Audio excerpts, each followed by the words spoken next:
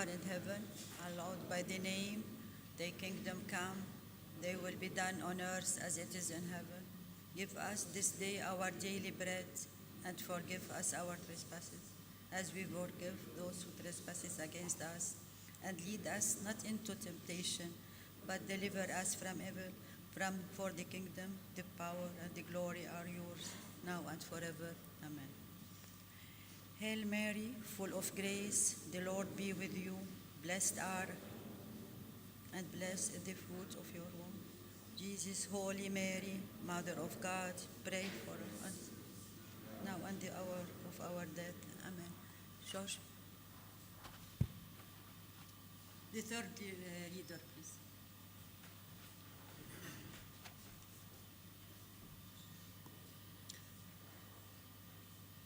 O Heavenly Father, make us in this gathering worthy to be open to love one another, so that we get more deeply rooted in our common Maronite identity, despite the differences in culture, language, and communities. Thus, we become brothers, achieving our affiliation as children of God in Beit Maroon, that you preserve through ages, and that you have chosen as sign and testimony to the angels and humans. Amen.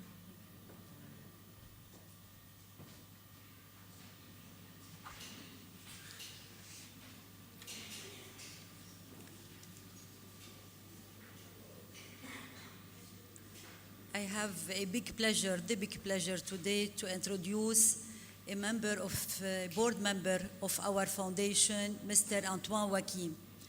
Mr. Antoine Wakim worked from 1967 to 1969 as part-timer at the National Society of Assurance. He was professor of finance at universities in Beirut. From 1969 to 1974, actuary and vice president and responsible for development in the Middle East and North Africa.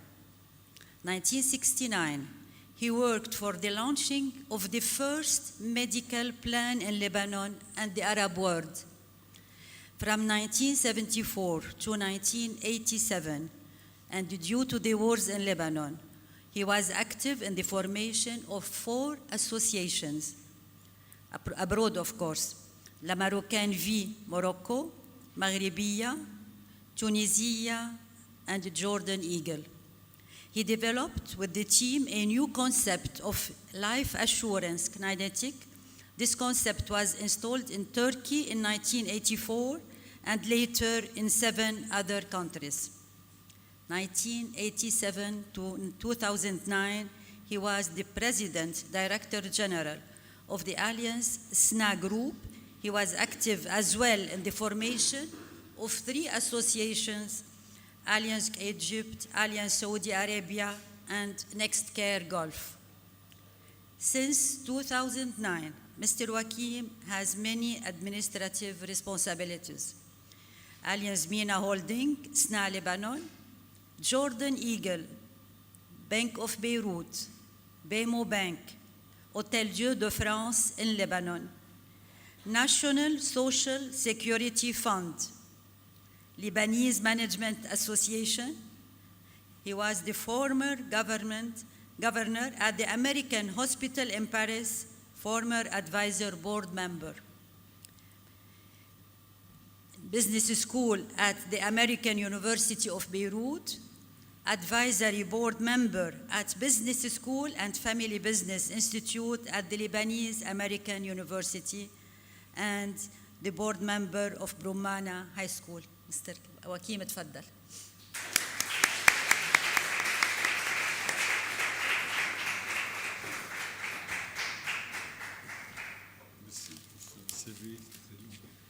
Good morning. I'm sorry for this long CV. You took a lot of my time. It's a pleasure and an honor to be with you today. And I would like to thank this foundation and Catholic University for this opportunity. Who among you read Alvin Toffler books? The Third Wave, The Future Shock? No. It was a bestseller maybe in the 80s. Alvin Toffler divided he described a little bit the movement of the society worldwide. And he described the situation of the time where the Soviet Union was by far the largest power in terms of nuclear bombs. They have the largest arsenal of nuclear bombs. But the United States was much more powerful than the Soviet Union. The people were thinking that power is behind really the influence. It is not. Some people thought that it's money. And there was a time in 73, the Arabs used to have, for those of you who studied economy, they used to have the largest cash amount, and still, but they don't have any power. Power is knowledge, is culture. I'm mentioning this because our history as Maronites and Christians is not distinguished by power of weapons or fighting or wars. It is distinguished by culture. And this is what I'm going to discover with you this morning by giving some glances about the culture of the Maronites and the Christians in Lebanon, because these are our roots. It's cultural roots. 1,600 years of fighting is behind our presence today. When you will visit Qadisha, you will see how the Lebanese survived there. Unfortunately, I wanted to bring with you the wearing of childs of the mummies, which was discovered in Qadisha about 800 years ago, to discover how much the Christians they had at that time a high level of culture. They were hiding in these caves, which you will see in Qadisha, to survive. We had culture. In 1584, a foundation of the school, the Maronite Roman school, was established in Rome, 1584. It was the first contact between this part of the world and the Vatican and the West, the first contact ever, intellectual contact. Parallel to this, the Christians, they were and still open to the great Arab civilizations and culture. The Christians, particularly the Maronite, played a major role in the conservation of the great Arabic and Islamic culture, and played a major role in the modern Arabic literature and its translation to other languages. The first theater ever in the Arab world in 1847 was in Lebanon, and it was L'Avare de Molière. The Molière, all of you know Molière, L'Avare de Molière. And it was in Arabic, the first theater ever in the Arab world. I was once in Morocco, and one of our board members there, he used to be the Minister of Finance, Mr. Ben Kiran, asked me, "You are fantastic, the Lebanese, because the grammar of the language I have learned it through a book of some Mr. Ahmed Dahdah from Lebanon, which is in Arabic said, Al-I'rab in Al-Quran, the conjugation in the Quran, because the Quran, as you know, is the essence of the Arabic language." I said to him, "Your Excellency, his name is not Ahmed. His name is Antoine Dahdah, and he's a colonel. I know him." He said, "What?" I said, "Yes." He said, "This book is spread in all over the Arab world." When I met Colonel Antoine Dahdah, and I said many years ago, "Why you are not putting Antoine?" He said, "Because if I put Antoine, nobody will buy it." This book is the essence of the Arabic language, written by a Maronite Lebanese. The first opening schools in the Arab world, in all the Arab world, was in 1736 in Lebanon. It was an obligation to open schools in not only cities, but in every village. And this year, 1936, the decision at School of Louaisi was the basis of our modern knowledge and culture in Lebanon. it was actually the beginning of a cultural revolution, not only in Lebanon, in all the Middle East. In 1888,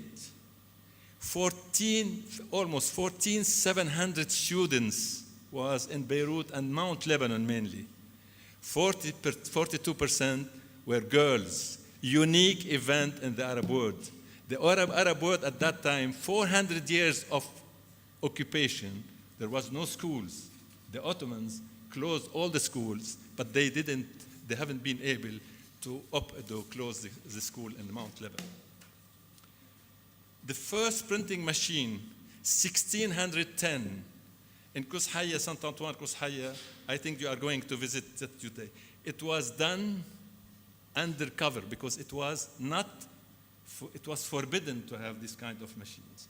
The Christians, the first in the Arab world, used to have this machine and to print in Arabic.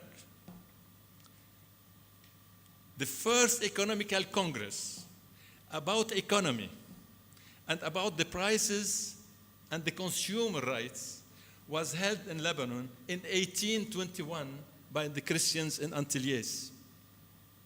There was no knowledge about economy in all the Arab world because the Arab world was under the occupation of a terrible occupant, which are the Ottomans.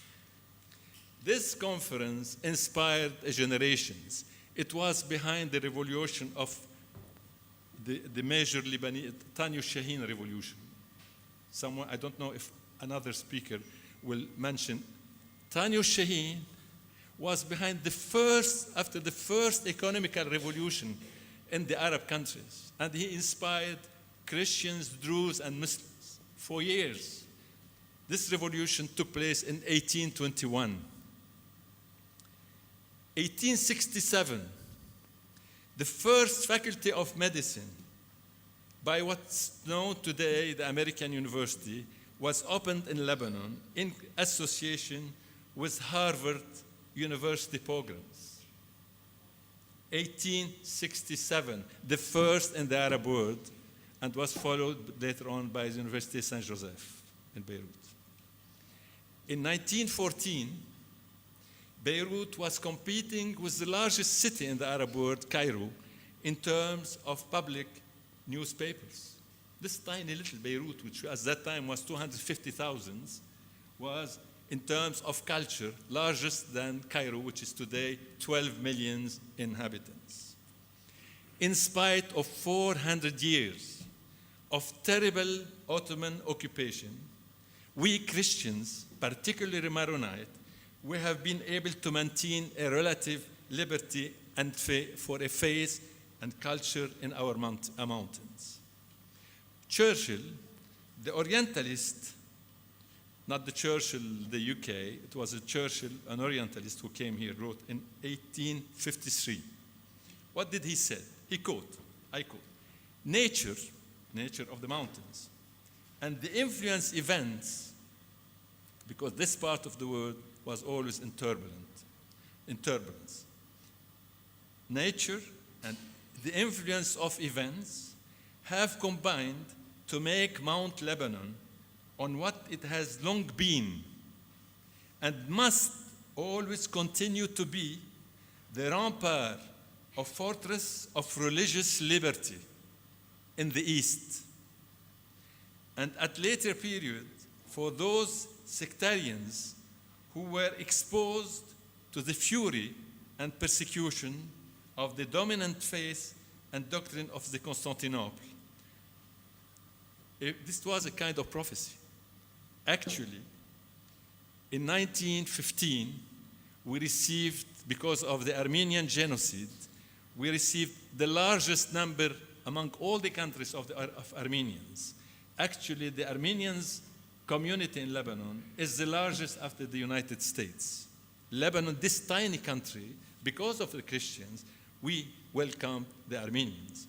In 1948, when we had the war, 1948, designed by the Zionists in Israel, we have welcomed the Palestinians. And it was a Christian decision, not a Muslim decision, 1948.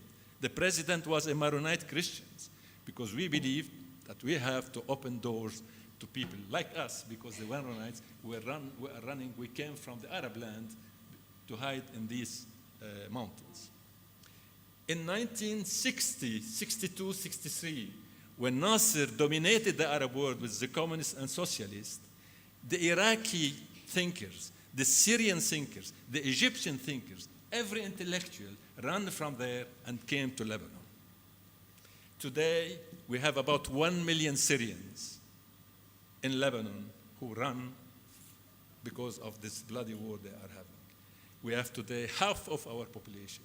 Almost all of us, we are continuous to accepting the fact that this land is what it was said by Mr. Churchill in 1853. This is part of our history. We have to remember, please remember, 1915, the Ottomans imposed a blocus on the Lebanese mountain, on the Christians. 20% of the population died from starvation, 20%. And there is a citation of Pasha, Muhammad Pasha, who was running the Ottomans. He said, we are going to finish the Armenian by the sword and the Christian by starvation. 20%. But in spite of all this, we have survived. Because of this starvation and this big tragedy, the Maronites decided to create Lebanon. And Lebanon was created. It was a challenge. Lebanon as a democracy and a new country is today the only democracy, in spite of what you are seeing as garbages, etc. Don't be impressed by what you see. You have to see the heart of people. Don't be impressed. I lived in Paris. Garbage in Paris at the time was worse than in Lebanon. At least here they put it in the street somewhere. In Paris at the time they were put it everywhere in the street. So don't be inspired by this. Look to the heart of the people. 20% decimated by this starvation. 20% emigrated. My father, they were 10. 5% they went to the States and Brazil, and five of them, they went there. 5 stayed in Lebanon. My family, because of the war, half of it today they are spread between Switzerland and between Norway and Canada. But the other half, we are the people of the world. 75. We have been they imposed on us the most terrible war with the big indifference of the world. 15 years, and if this country is still there because the Christians fight it, we knew how to fight. I witnessed how people fight it. We lost about 10,000 young people. 100,000 Christians was displaced or was being forced to. We are still. In 1975, Beirut alone, this tiny city, was editing books as much as all the Arab world united. It is a great heritage, this terrible history. However, we are still living. We are still thinking in a magical equilibrium. It's a magical equilibrium. If God was not with us, we wouldn't have been together today. The Saint-Esprit, the Holy Spirit, is behind this country. We have today, in spite of all this drama, the best schools, the best universities, the best hospitals. We are the basic of culture in this Arab world, in music, literature, media, technology. We have the best technology hubs. We have a worldwide presence in the spirit of people. Who does not know Gibran Khalil Gibran, the prophet? Go to China, to Japan. I have discovered myself in 1976, Gibran Khalil Gibran in Oslo. I was invited to a conference of the Actuarial Conference in 76. Because Oslo is a tiny city, they put us in the university's homes. And I was astonished to see that it was dedicated this summer to Gibran Khalil Gibran, the prophet. We are everywhere.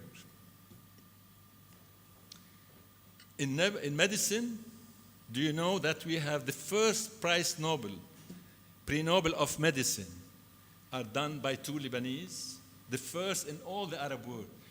We are only 1.5 millions in Lebanon and about 8 millions abroad. We produce the first prize, Nobel Prizes. Do you know that? We have 2 Nobel Prizes in medicine. Dr. Peter Brouwer in the UK and James Khoury. Amin Maalouf, who knows Amin Maalouf? The big French writer. He was recently accepted among the very, very rare to the French prestigious academy. We have distinguished international business leaders. Most, you know Carlos Slim. You know the magician Carlos Ghosn. Carlos Ghosn, why he succeeded? Because not only he's intelligent, because the culture, he studied in Lebanon. He has the mental agility to be able to combine the rigidity and discipline of Japanese people to the French dreamers. He was a magician. You know that Nissan was in bankruptcy when he took over this company. Only a Lebanese could have done this. Who does know Nicola Hayek? Who knows Nicola Hayek? Swatch. You don't know Nicola Hayek? Swatch. Who do know Swatch? The watches. Nicola Hayek invented Swatches. He was the head of the largest, and today Swatches is one of the largest Swiss corporates. Nicola Hayek is a Lebanese. He studied in Lebanon, and his son today is running the firm. And you have hundreds of people like this. Ralph Nader, who do know Ralph Nader? You don't know. Ralph Nader, he was candidate to the presidency in the United States. He was the first man on earth to cover the matter of protection, the consumer protection. Ralph Nader, put this name in your... Dr. Debari, who do know about Dr. The first open heart surgery in the United States was done by Dr. Debari. He died only 2 years ago. He was a Lebanese. Economically, today, in spite of the war, we don't have oil, we don't have gas, but we have the highest income per capita of non-oil companies in the Arab world. Egypt is $2,500. We are $15,000 per capita in terms of purchasing power. Why? I will ask you later on why. We are still the base of very large industrial groups. CAT, which is one of the largest entrepreneur construction in the Arab world. Indefco, I guess you met the chairman of Indefco. He gave a conference. They are all over the world. It's an empire. I guess also you met, or you didn't met yet, Murex, the boss of Murex, which is number 2 sophisticated software company in the world. And Soft Solution? No. Soft Solution is one of the largest companies in terms of software in the world. Why we are still here? Because we are people of faith, courage and perseverance. Michel Chiha, one of the Lebanese philosophers in the 40s, wrote, the Lebanese, they are born with wings. They want to fly. Yes, we are, and you are eagles. We don't want to be fish. Because if you have a fish, I think you know the story. You have a fish, a nice fish. You put it in an aquarium. You share it, but one day the fish will grow. You increase the volume of the aquarium. But at the time, you cannot increase it. You take the fish because you love it. You put it in a river or in a lake. Does not fight. It was not used to fighting. The first fish will come in and eat it. We don't want to be fish. We are eagles. We went from this country. Your ancestors went from this country. They discovered the world, and you are coming to the nest. This is the address. The nest is the address to be proud of. The French, they have Paris. The British, they have London. The Americans, New York. Everybody needs an address. The Israeli, the Zionists, they came 2,000 years after to have Tel Aviv and Jerusalem as a city. The Palestinians already have given 1,000 martyrs to recover their land. We have a land, we have an address. We should have an address because we should not lie. I will never be able, or my grandson is in this today with us. We should not lie. You cannot claim, say, I am Japanese, or I am French, or because I am blonde, I am French. We should not lie, and we cannot lie, and we should never tell our children lies. We have an address. People will respect you when you have an address, and we have an address, and this address we should be proud of. It is a cultural base. It is not a military base like the Israeli doing today. We have a cultural base. We are the descendant of great people, fighters. We have conquered the world without having a single shot, ballot. Dr. Yuri Zelskin, in his bestseller, The Jewish Era, a fantastic book, he mentioned 4 conquerors who made huge conquest without single ballot, without wars. The Chinese, you find them everywhere in the world. They didn't kill people. The Armenians, they didn't kill people. The Lebanese, we didn't kill people. You find us in everywhere. Everywhere you go, Mexico, Argentina, USA, Australia, South Africa, everywhere. Everywhere you will find Lebanese. Africa, everywhere you find Lebanese. And they are not begging, they are working, they have positions because they have culture. We are like Homers, you know, those who studied Greek philosophy. The Homers, we are nomads, intelligent nomads. The world is us. And we are not Apollon. You know Apollon? Sitting there, he don't want to move. We are intelligent nomads, but we need a base, and we need an address. We should know our roots. My friends, demography, which is today the actual problem facing the world, will inevitably make the world borderless. Who could have imagined that one day that a black person will govern the United States of America? The world is changing. The future is for the networking. Networking between people that share the same faith, culture, and open to other civilizations, imaginative, productive, hard workers, and perseverance in keeping up the roots alive. You are the future of Lebanon. You are the future of your own destiny in setting up an intelligent networking between you, us, and people like you all over the world. Everywhere in the world, put a satellite turning and put on every Lebanese a little flag or a little lamp, you will see that we are everywhere. Genetically, we are born fighters.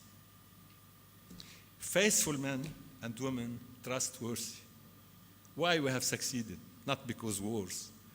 Because at the time of the Druze were running the mountains, we were professors for their children. We were doctors. We were opening school. The largest schools in Lebanon are today Christians. Keep your roots alive by keeping an address in Lebanon. We have the largest universities. The best universities in all the Arab world are Christians. The best hospitals, the best research centers, the best doctors, the best lawyers. We are having the power of knowledge. Our roots is not in fighting, in culture and faith. An address that you abroad and we here should preserve and keep as a land of freedom and multicultural encounter place. The world, and believe me, will need it today and will need tomorrow the model we have setting up here, in spite of all the dramatic surrounding area. Together, we should work to be proud of our address. Lebanon is a successful multicultural nation and land of freedom. This is a Christian maid, a Maronite Christian maid, a maid of Christian. This is a product that we Christian Maronites created, a fantastic nation, a unique nation that we should be proud of.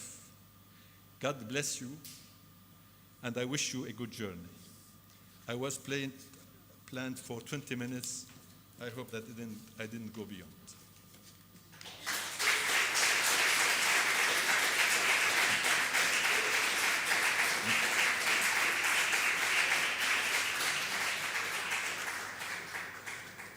Any question?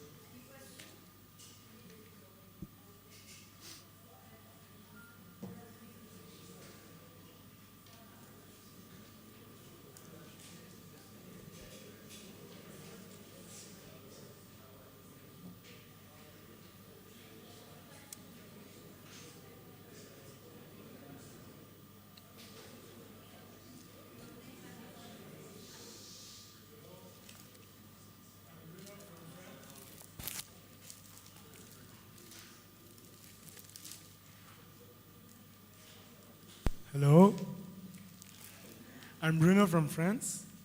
I'm Bruno from France. You are from France? Oui. Parfait. I want to ask you, don't you think that today Lebanese culture is not enough to make people, Lebanese diaspora, come back to Lebanon because they took the values, they've been educated with values, Lebanese values, and they managed to reproduce it. For example, I know many Lebanese, for example, in France, living as Lebanese, but in France. And so they don't want to go back to Lebanon because culture can be exported, but finally living in Lebanon is not very comfortable, for example. So does Lebanese culture is still enough to give back something to Lebanon? This is my question.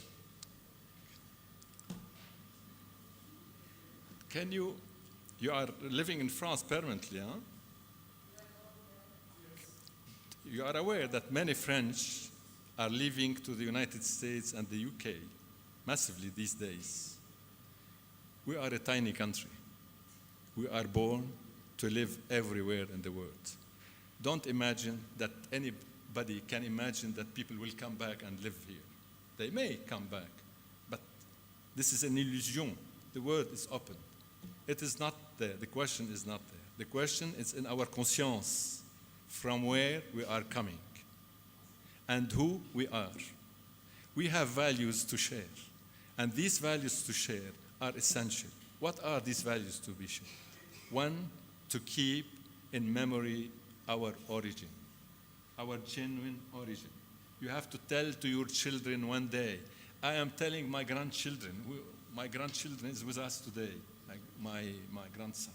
They should know they are not the son of people of adversity. They should know that we are sons of people of this part of the world, of culture. We fought to keep our Christian identity, the face of Christianity, culture, face of Christianity, honesty, productivity. You are in France. How many beggars have you seen during the war coming from Lebanon in the streets in France. Have you seen a lot? Des beggars, des mendiants. Vous avez vu des mendiants libanais pendant la guerre de 15 jours? We don't want to beggars. Alors que vous voyez maintenant des beggars, des Syriens, des Japonais, même des pays de l'Est, you see beggars. We are not beggars. We are distinguished people. We are creating wealth because we are hard workers. Nous créons la richesse parce que nous avons la culture. Votre présence, your presence today is to enrich our wealth, our knowledge. And if we have a knowledge, to give it to you. The networking I am talking about is to create a networking of eagles worldwide, of young generations like you. Because it's important to have one word from where you are coming from, your origin. Know it. You are not people coming from nowhere. This land is the land of the Christ. Lebanon was mentioned 80 times in the Bible. You have to tell a story. What can I tell to my grandson living in Switzerland? That we are better than Switzerland? We are not better than Switzerland, but culturally, we are better than Switzerland. Because this country, I'm living in an area where there's 400,000 people in the Mount Lebanon. It means the area Brumana, Beit Miri, Abdat, etc. Have you ever seen? 400,000 people. Guess how many policemen we have? During all the war, 4 policemen. Don't be impressed by the bloody politicians they have been imposed on us by the Syrian occupation and other terrors. Look deep to the people. You will meet in the street. You are going to go to the mountains. You go to houses. You will see that there's a library in every house. There are books. There are educated people. Our future is in how much we can respect our past. To respect our past, we have to understand our past, to discover our culture. We don't want you to come to Lebanon. There is no place. The world is open tomorrow. It's going to be open. But you have to tell a story from where you are coming. Keep it in mind. And this is a common responsibility, you and us. We will try to fight in order this land stay Christian. Help us. We will help you to have a nice history to tell.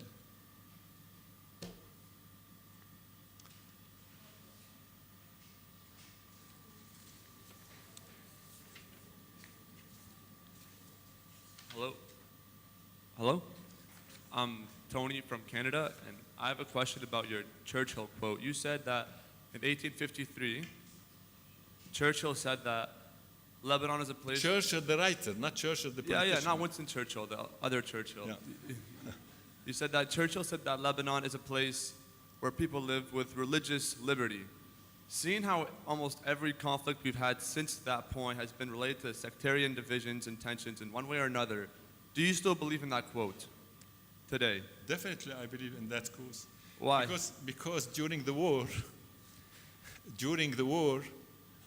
I was here, and if you was at my age, if you were at my age at that time, in not my age, you are too young, but when during the war in 75, 76, 78, you cannot imagine the intensity of bombing and shellings that the Christians we had. None of you can imagine. 24 hours of killing, heavy machinery against people who used to have sub-weapons, but nothing. We have survived. We have survived. The Ottomans, they tried to kill us. 100 years. But we are still here. We are still dominant today. We are the most respected people in all the Arab world. If you go to Saudi Arabia, everywhere, the key people are Christian Lebanese because we have culture. In spite of, what is wars? What is wars? It's killing. I'm not talking about killing. I'm talking about culture. We are culture. You cannot kill culture. The day we succeed to kill culture in our minds, in the Christians in Lebanon, finish Lebanon. But it is not the case. Today, Beirut, this city, tiny city, for your information, today Beirut, this tiny city, dominated by the Christian in terms of culture, is producing every day as much as all the Arab worlds in terms of books today. You can go tonight everywhere. You have a choice during winter because it's not the season summer. To a theater, Arabic, English, Armenians, French. You want to listen to classical music? You go to Beirut. You have a classical music. Can you have it in Cairo? Can you have it in Casablanca? In Amman? We are not die. We didn't die. We are still and vibrant and alive. Yes, it is why I am permitting to myself to give such talk. Otherwise, I cannot tell. What can I tell you about the?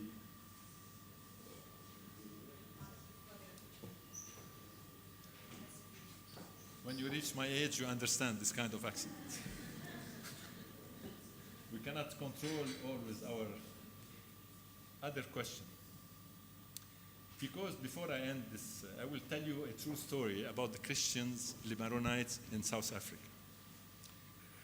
And this is a true story. There is a document about it written by an ambassador called Shukrallah Aboud. He was there. In 1895, because of the Ottomans, Christians of Lebanon started to go to South Africa.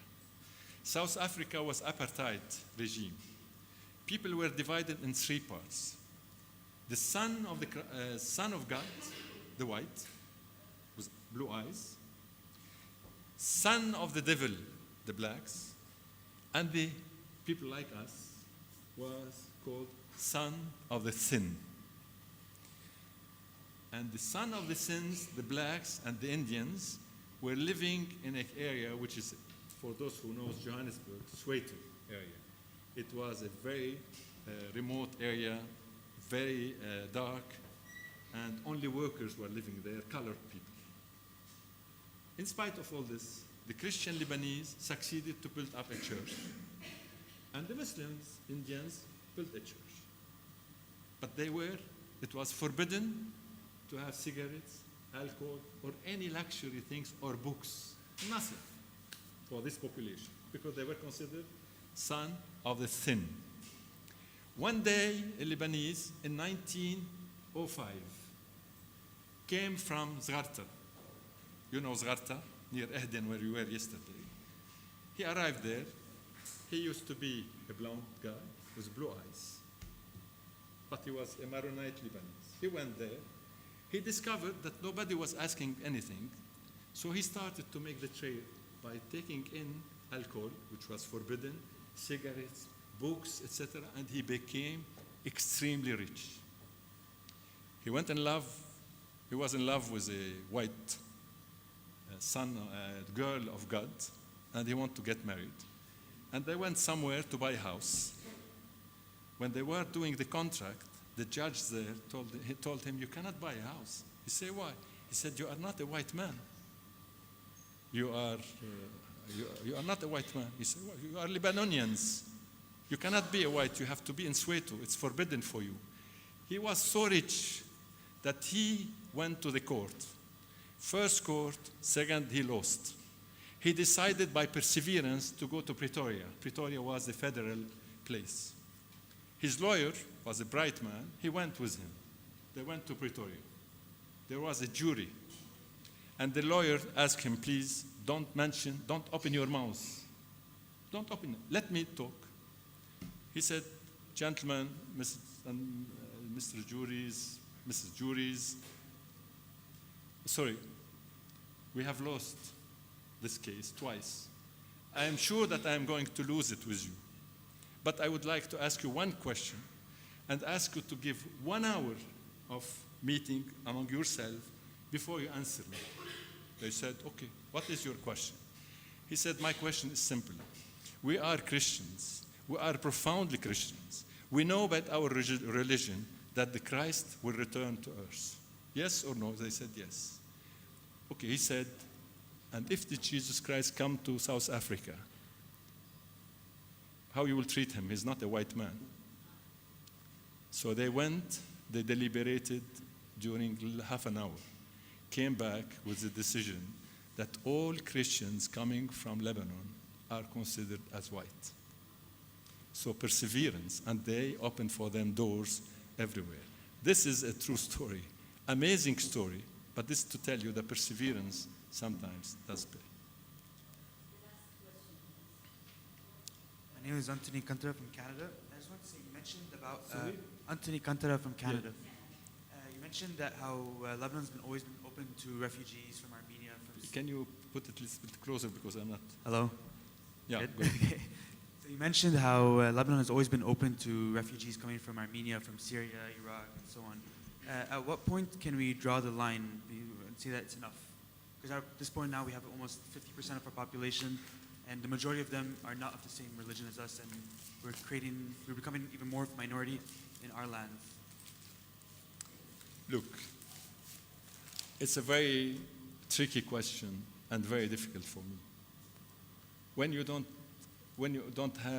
your politics and your power is not based on military and dictators, you cannot impose any borders. Lebanon does not have a fantastic army, will never have, and you cannot dissociate your misery from the Syrian misery. And I think what they have done is inevitable, and what we will receive as refugees in the future is inevitable. The question is how much we'll adapt these refugees to our thinking, to our way of life, and not to be influenced by their approach to them. Don't imagine that we can impose any of these things. We have to accept it. This is the land of refugees. The Palestinians came to this country. They created a war in '75. But today, most of the rich, intellectual Palestinians, they are thinking like Lebanese. They are sometimes more fanatic to Lebanon than Maronites. The Armenians, talk to the Armenians. They are in admiration because we welcome them, and they lived there. And from here, they went to the States. Tomorrow, the Syrians, either we create an adversity for generations, or we do what we are doing, opening our schools. Today, the schools of the Christians and all the Lebanese are open for the Syrians. Syrians, they were under a terrible dictatorship for 40 years. It's time for them to discover the taste of liberty and a little bit of democracy. We don't have the choice.